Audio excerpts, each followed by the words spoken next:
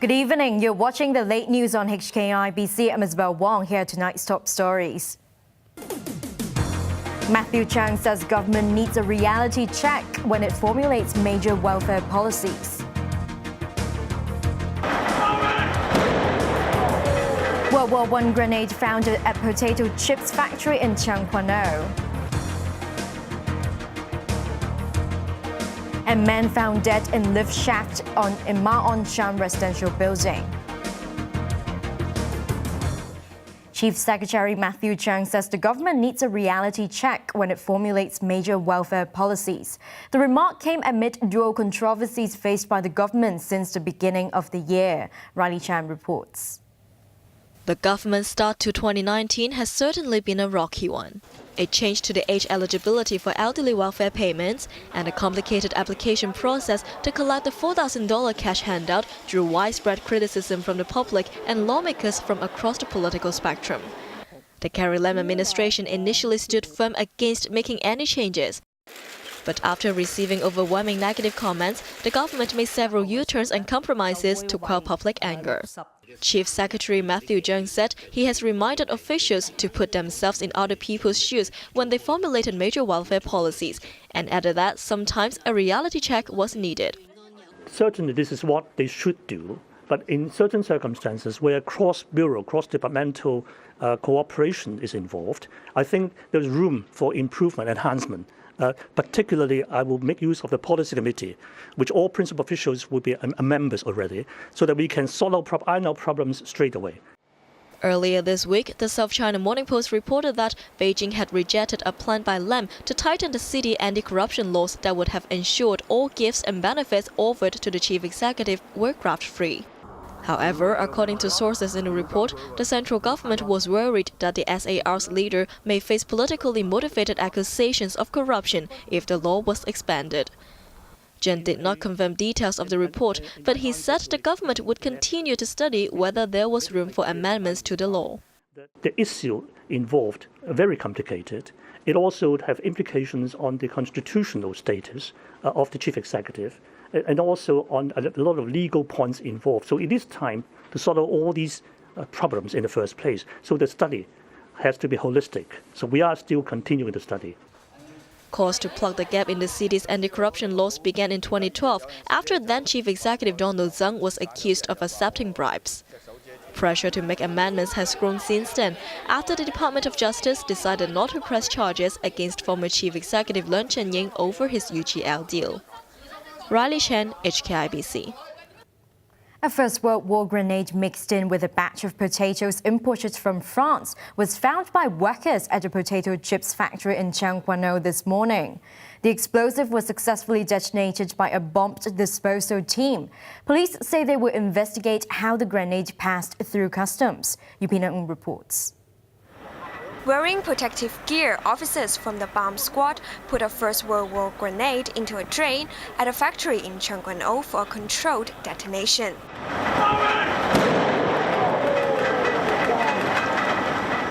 The grenade was successfully neutralized at around noon.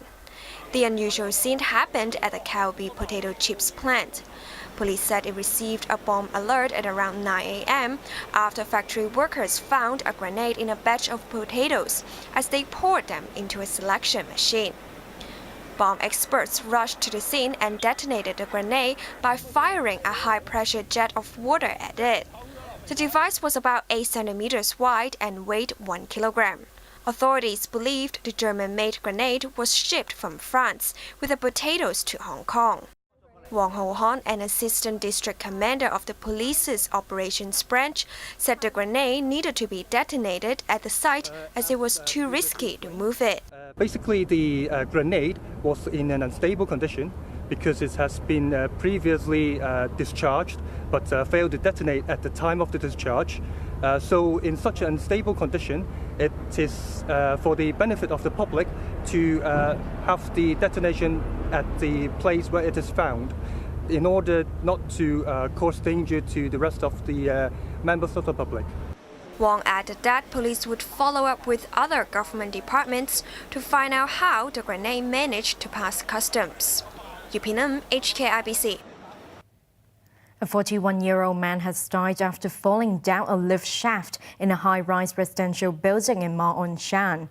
It is believed that the man committed suicide after he opened the lift doors manually and jumped into the shaft. Here's Riley Chan. Police cordoned off a residential building in Ma On Shan after a fatal incident and covered the glass doors with black bags to prevent people from looking inside. Residents had to use the stairs after officers halted lift service. The lifts in the building were installed by Chevalier International Holdings during construction of the block in the 1980s. Workers in Chevalier uniforms arrived at the scene for inspection. The incident happened at around noon when a security guard heard a loud thud from inside the lift shaft in the 8th block of Chevalier Garden. Firefighters rushed to the scene and found the man inside the shaft. He was certified dead at the scene. An initial investigation found that the 41-year-old man, surnamed Chen, lived in the building and was a lift worker. Sources said he suffered from a chronic illness. It is understood that the man opened the lift doors manually and committed suicide by jumping down a shaft. Reports said a key to open the lift doors manually was found at the scene. Sha-Tin District Councillor Mathew Cheung said the lift was last inspected on Thursday and was operating smoothly in the morning. Police are continuing their investigation. Riley Chen, HKIBC.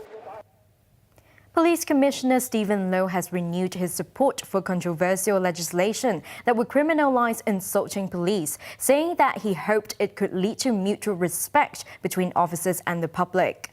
Low also said he was sad to see an increase in the number of officers being arrested. More from Yupina Ng.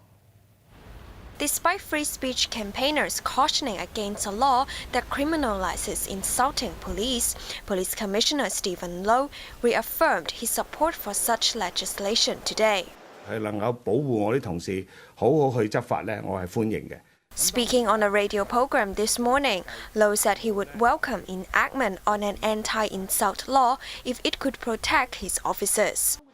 When asked why officers should be protected by law against insults when other people such as sales staff could also be verbally abused while doing their jobs, Low said, "We just hope for mutual respect between officers and the public." The police chief was also questioned about the force's integrity. Last year, 45 officers were arrested for a wide range of offences, including theft and assault, a jump of 55% from 2017. Low said he was sad and heartbroken to see that many officers arrested when they are responsible for enforcing the law.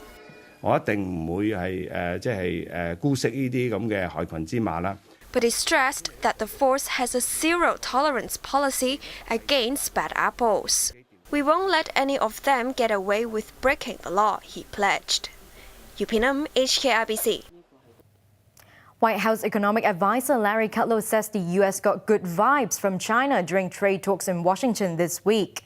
Meanwhile, Chinese state-owned firms have bought at least 1 million tons of U.S. soybeans. 2 days of high-level talks between China and the U.S. in Washington have ended with signs of progress towards an agreement that could potentially end the trade war between the world's largest economies. White House economic advisor Larry Kudlow said U.S. President Donald Trump was optimistic about the prospect of a trade deal. The talks on Wednesday and Thursday in general had what I call a good vibe. We're not ready to put things down on paper. We're a ways from that, frankly. Much hard work still is in front of us. But nonetheless, we did plow some new ground insofar as talking about specifics that heretofore the Chinese really didn't want to talk about. Kudlow also said that any agreement must include unambiguous ways to ensure it could be enforced, which was essential for the U.S. He added that Trump remained committed to more than doubling tariffs on $200 billion of Chinese goods on March 1st, if no deal could be struck by then. Trump plans to dispatch U.S. Trade Representative Robert Lighthizer and Treasury Secretary Steven Mnuchin to China this month in preparation for a possible meeting between Trump and President Xi Jinping. A day after Vice Premier Liu He closed the talks by telling Trump that China would increase purchases of U.S. soybeans by 5 million tons, Chinese state-owned firms had already bought at least 1 million tons of the oil seed for shipment between April and July. Friday's sales brought China's total purchases of the 2018 U.S. soybean harvest to at least 6.5 million tons, a fraction of its traditional annual of more than 30 million tons. But people briefed on the talks said that while Chinese negotiators engaged U.S. officials on structural issues surrounding intellectual property and technology transfer practices, they did not bring any new proposals to the table. China watchers worried Beijing might not be able to make any more concessions other than just buying more American goods. They also did not take Trump's positive comments as a reflection of what was negotiated or agreed upon by the Chinese relative to U.S. demands. The mainland expects to see 10.7 million passengers today, the largest passenger flow before the Spring Festival. Every year, hundreds of millions of people travel across the mainland during the Lunar New Year to reunite with their families. During the 40-day travel rush from January 21st to March 1st, the mainland is expected to witness almost 3 billion trips across the country by rail, air and road. Many railway stations have taken measures to ensure smooth operations, including temporary transfer passages and simplified security checks. And still to come after the break. Venezuelan opposition leader calls for worldwide protests against Nicolas Maduro, while U.S. says it looks to end Maduro's reign. And can the Denver Nuggets end a 3-year losing streak against the Houston Rockets?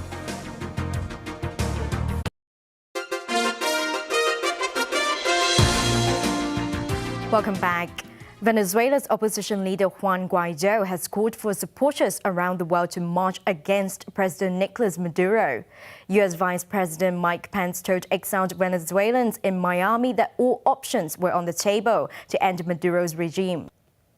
After months of sending signals, U.S. Secretary of State Mike Pompeo has announced that the U.S. will suspend a key nuclear arms pact with Russia. Pompeo said Russia has been violating the Intermediate-Range Nuclear Forces Treaty for years, but some European allies are wary of what happens next. In a tit-for-tat response, Russian President Vladimir Putin announced that his country will suspend the Intermediate-Range Nuclear Forces Treaty following Washington's exit.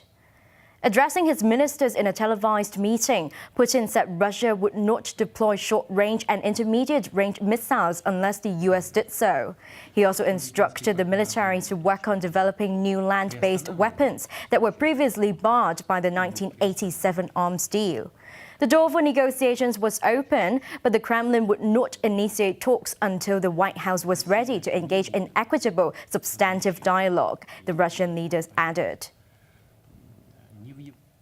Foxconn Technology said it will build a factory in Wisconsin after the company's chairman spoke to U.S. President Donald Trump. Foxconn chairman Terry Gou confirmed the $10 billion plan after a phone call with Trump, shifting course after claims that the world's largest electronics manufacturer might cut down on the scope of its investments. Gou stated that investing in the U.S. is totally a correct decision that meets the needs of the company's future development. When it was first announced at a White House ceremony in 2017, the 20 million square foot campus marked the largest investment for a brand new location by a foreign-based company in U.S. history. The governor of the U.S. state of Virginia has acknowledged that he is in a medical school yearbook photo from 1984 that shows a person in blackface and another wearing a robe of racist hate organization Ku Klux Klan. That photo and the racist and offensive attitudes it represents does not reflect that person I am today or the way that I have conducted myself as a soldier, a doctor, and a public servant. I am deeply sorry. The Democrat governor stopped short of resigning despite widespread calls for him to do so. The photo was discovered by online media outlet Big League Politics and subsequently authenticated by several news outlets. It's the latest scandal for Northam, who took office last month. He recently appeared on a radio program seemingly advocating infanticide.